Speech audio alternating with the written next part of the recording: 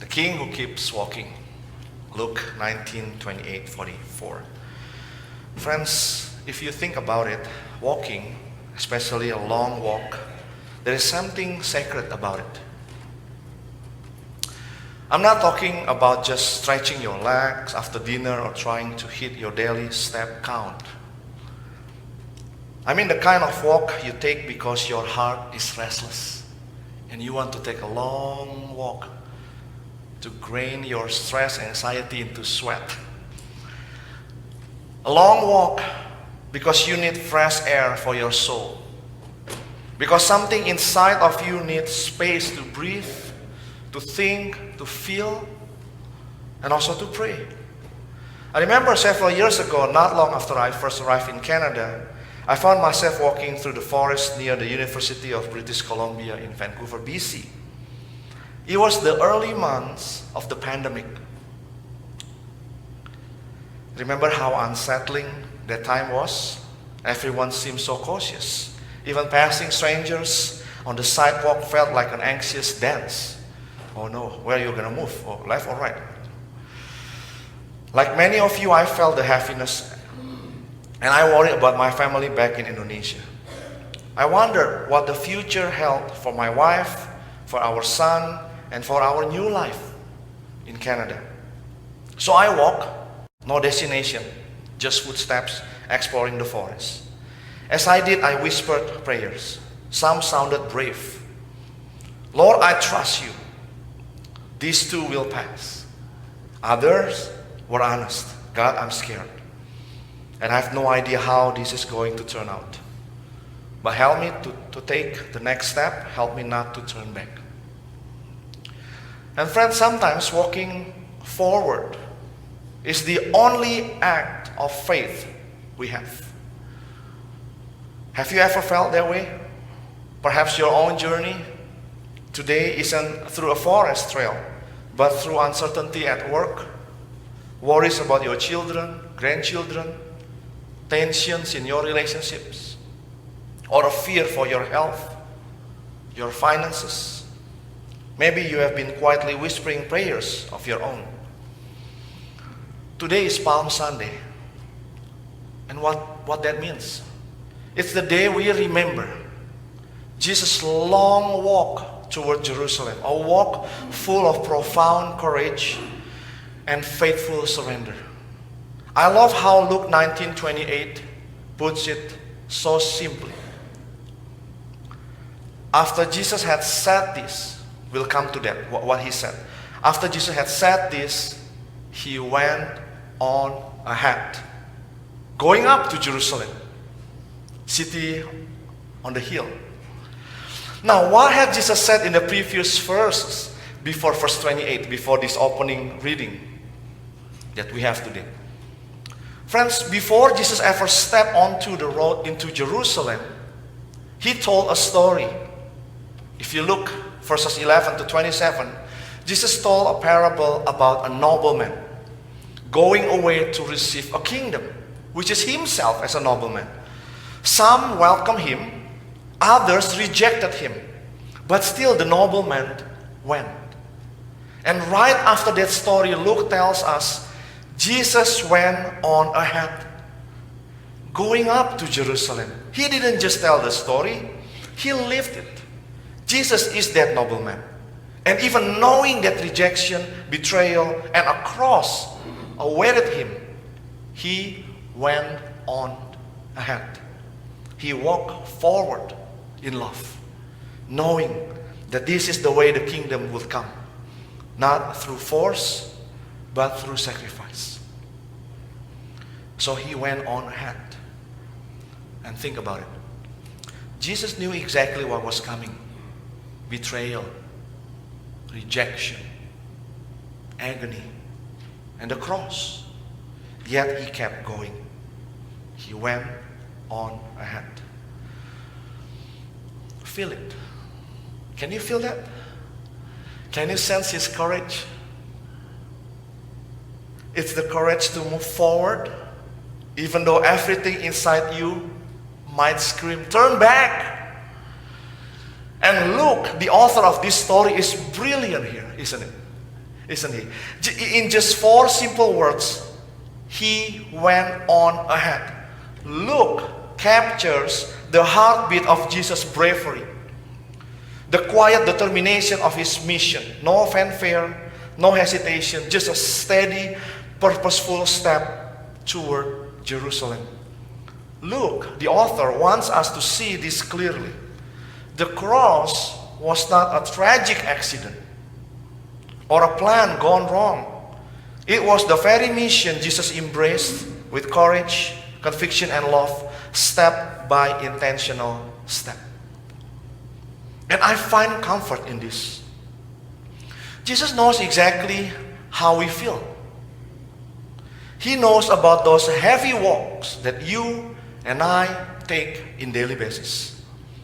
And today he invites you to walk beside him, to keep going, to keep walking, to trust and to believe that every step, no matter how uncertain or heavy, leads towards something sacred. Let me read that again. Jesus knows exactly how you feel, how I feel. He knows about those heavy walks we take. And today, on Palm Sunday, he invites you to walk beside him so that we can keep going, keep believing that every step, no matter how uncertain or heavy, leads towards something sacred. Back to the scene. The crowd was buzzing with excitement. The air charged with anticipation. Word had spread about this miracle-working rabbi from Nazareth who healed the sick, fed thousands with a boy's lunchbox, and even raised Lazarus from the dead. People whispered to each other, "Could this be the one we have been waiting for?" And so when Jesus asked his disciples to go for a donkey, not just any donkey, but a colt that had never been ridden, it suddenly clicked. It was as if pieces of a puzzle were finally fitting together for them. The ancient prophecy from Zechariah rang clear in their ears. Zechariah 9 verse 9 says this, "See, your king comes to you, righteous and victorious, lowly and riding on a donkey." This was it. It was actually happening. Hearts raised, hopes soared, and they threw their cloaks onto the donkey, forming a makeshift saddle. And as Jesus slowly rode along, others spread more cloaks onto the dusty road. Branches snapped from palm trees and waved joyfully through the air. And the crowd's voices rose together in a powerful chorus of praise. You see Luke 19 verse 38. "Blessed is the King who comes in the name of the Lord. Peace in heaven and glory in the highest." Friends, he was loud. He was joyful. He was electric. But beneath the celebration, something was missing. Something deeper, something holier. Their praise, though passionate, was shallow. Because they didn't fully understand the king they were welcoming. They wanted a hero, someone who will overthrow Rome, restore power to Israel. You know, MIGA, make Israel great again. And give them the victory they craved. They envisioned crowns, thrones, not thorns and crosses. They were not expecting a humble servant who will suffer. These same voices shouting Hosanna today will soon, on Friday, cry crucify. Their cheers will turn bitter. Their faith, so easily stirred by excitement, will falter in disappointment. Within a week, less than a week. And here's the moment that always touches me most deeply. Amidst all the noise and celebration, Luke tells us something remarkable. Go to verse 41. As Jesus approached Jerusalem and saw the city, he wept over it. Pause here with me for a moment. Imagine Jesus on a donkey, colt, looking out over the city he loved. And tears begin to stream down his face. The crowd celebrates. But for some reason, Jesus weeps. Not tears of fear, for sure, but tears of deep, deep compassion and love for a people who didn't yet understand who he truly was. Friends, can you sense the depth of his heart? He weeps not just for Jerusalem, but also for you and for me. Because he knows we often don't fully understand either. I don't fully understand Jesus. I can never understand Jesus, I have to admit. I celebrate him one moment and then I question him next. Yet his love remains steadfast. His tears reminds us that he sees beyond our confusion, beyond our fickleness, and his heart breaks open with a love strong enough to keep moving forward, to keep walking toward the cross. He weeps not for himself, not for the pain he knows is coming, but for the city, for the people, for their blindness to the path that leads to true peace. 42 says this, verse 42, if you, even you, had only known on this day what would bring you peace, but now it is hidden from your eyes. Jesus' heart breaks for Jerusalem, for their lost opportunity, for the destruction he knows awaits them. And when I read that section, I wonder, have you ever wept for your city of Lethbridge? Have you ever paused long enough to let your heart break for this city, for the struggles in our neighborhoods that you read in the news, in the headlines, for families hurting behind closed doors, for those who feel invisible or lost? It's not easy to find them in the street or in the conversation. Maybe you have felt that heaviness in prayer, a quiet ache deep in your chest as you lift people you love or even people you have never met to God himself. Have you ever felt that burden, that sorrow that Jesus felt looking over Jerusalem? Friends, today on Palm Sunday, I want to humbly invite you to do more than just celebrate Jesus' entry to Jerusalem, but also remember his tears. Let's allow those tears to move us, to stir within us, and awaken within us a deeper compassion for people around us. The kind of compassion that changes hearts and lives. You see, this moment, this parade with these palm branches and shouts of joy was not just a celebration for Jesus. It was also a heartbreak because the king had come and the people couldn't truly see him. They didn't recognize who he was, and more importantly, they didn't understand why he had come to Jerusalem. Jesus could have turned back right then. Sometimes I imagine him pausing for a moment because he's 100% God and also 100% human. So maybe he paused for a moment and then quietly maybe dismount from the donkey and turning to his disciples, maybe thinking to say, this is too much, friends. And they don't understand. They will reject me. I'm done. Let's go back. Sometimes I wonder if he has that kind of thoughts. He could have just walked away from the cross. But he didn't. The king kept walking, one step after another, through the gates of Jerusalem, into the temple courts, to the upper room, where he washed the feet of his disciples, into the shadows of the Garden of Gethsemane, where he wrestled in prayer, and finally up the rocky hillside called Calvary. And why did he keep walking? Because love doesn't stop when it's misunderstood. Love doesn't quit when it's rejected or ignored. Love keeps moving forward even when it hurts. So today I want to ask you, What stops you from walking?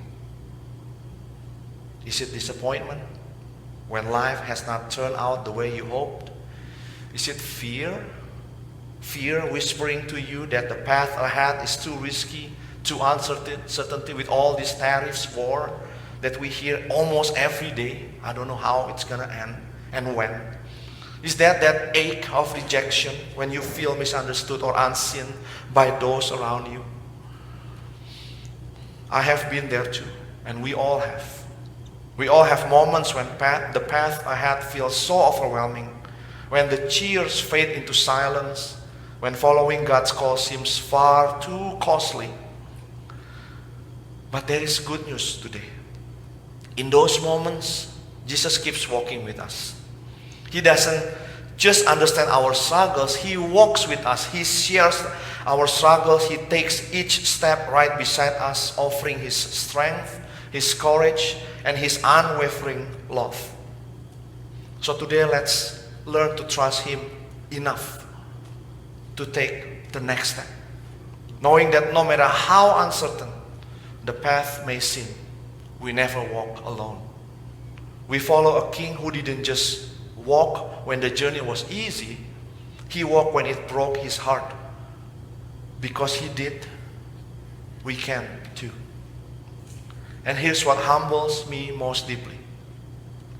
Jesus didn't walk that painful road for Himself. He walked it for us. He walked it for the ones who will deny Him. He walked it for those who will fall asleep when He asks for prayer. He walked it for friends who will abandon Him when things go hard. In Gethsemane at that time, He walked it for Peter, who denied Him. He walked it for the crowds who misunderstood Him. Today, Hosanna, later crucify Him. He walked it also for Pontius Pilate, who sentenced Him. He walked it for the thief who hung beside Him on the cross. And He walked it for me, and also for you. Because even when our praise fades away, even when we stumble or turn away, He never stops loving us. Today and this Holy Week, let's the question before us. Here's the question before us on this Palm Sunday. Will you walk with the King? Not just in the parade, but through the pain. Will you follow Him when the path ahead seems uncertain? When the cheering stops and the silence grows heavy? When the cost feels high? Because the truth is, my friends, Jesus is still walking. Not with triumphalism, not with pride, but gently, with tears in His eyes, humility in His steps, and an endless, relentless love in His heart. And He invites each one of us to walk with Him. Not because the road is easy, but because He is worthy. And don't forget this one. The cross is not the end of the story. Yes, Jesus walks towards suffering. Yes, He lays down His life. But 3 days later, the earth shakes, the stone rolls away, and the tomb is empty. The King who kept walking walks out of the grave. So when you find yourself on the hard road, when the crowds disappear, and you are left wondering if you can take another step, remember this. You do not walk alone. You walk with your King. You walk with the risen one. You walk beside the one who deeply knows sorrow, who endured betrayal, who willingly carried a cross, who overcome death itself. Wherever you find yourself today, friends, whether you are celebrating or grieving, I don't know, feeling certain or deeply confused, I want to invite you gently and with all my heart to keep walking. Keep taking the next step forward. Don't turn back. Don't give up on your King. Because the King who walked toward Jerusalem, the King who kept walking all the way to the cross, is still walking with you right now. He walks patiently with the weary. He walks tenderly with the misunderstood. He walks faithfully with those who grieve. And He walks gently with those whose faith feels fragile and uncertain. And this promise is this: He will never, ever leave you behind. So today on this Palm Sunday, wave your branches high and cry out Hosanna. But don't miss what lies ahead. See the road clearly. See the cross that awaits. And most importantly, see the unstoppable, relentless, unending love of Christ. The love that kept walking all the way to Calvary. Bring this truth home with you this Holy Week. You are loved by a King who never quits. You are held securely by a Savior who refused to turn back. And you are invited, step by faithful step, to walk forward with Him. This is sacred walk. Don't stop. Let us pray.